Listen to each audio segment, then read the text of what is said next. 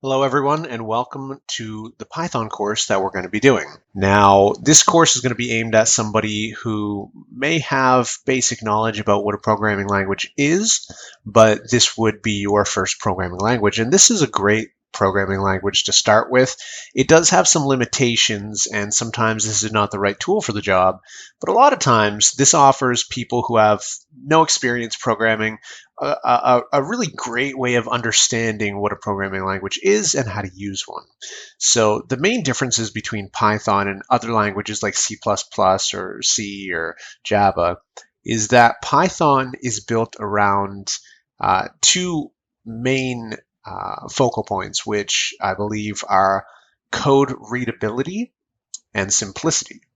So we're gonna jump into the language here in a few videos, but we need to do a few things first.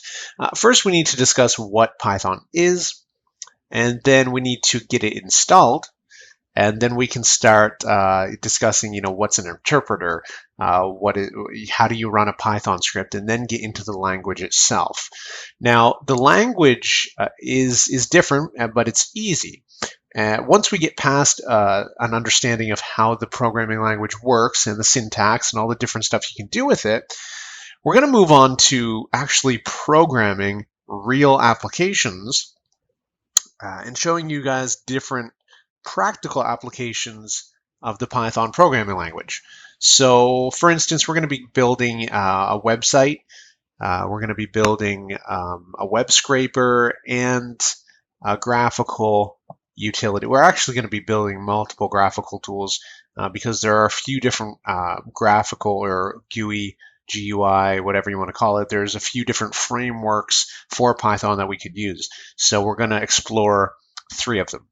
So right off the bat, here's a fun fact. If you didn't know, Python is actually named after Monty Python, who's made some great films. So if you haven't seen Search for the Holy Grail or The Life of Brian, go do it.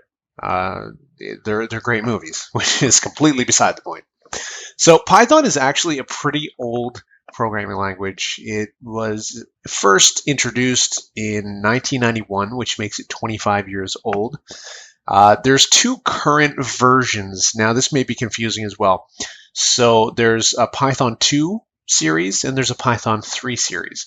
The Python 2 is currently at 2.7.11 and the 3 series is at 3.5.1.